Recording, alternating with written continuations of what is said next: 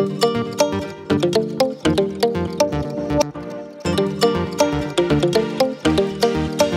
vás v obci Hliník nad Hronom, kde mám pre vás na predaj tento dvojgeneračný rodinný dom.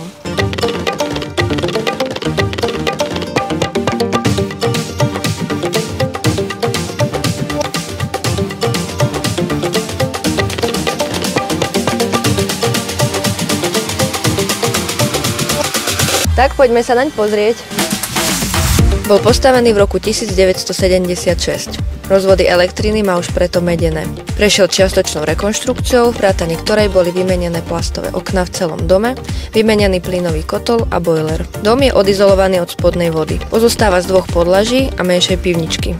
Na prvom podlaží sú 3 izby, kuchyňa, kúpeľňa, samostatné WC, komora, kotolňa s plynovým kotlom, menšia miestnosť a vstup do pivničky. Druhé podlažie je v podstate identické ako prvé, s tým rozdielom, že z obývačky a detskej izby sa dostanete na 2 balkóny. Domu prislúcha záhrada s výmerou takmer 900 m2, vrátane pozemku pod domom a tejto pivničky. Ak vás táto ponuka zaujala, neváhajte ma kontaktovať a ja sa teším na obhliadku s vami.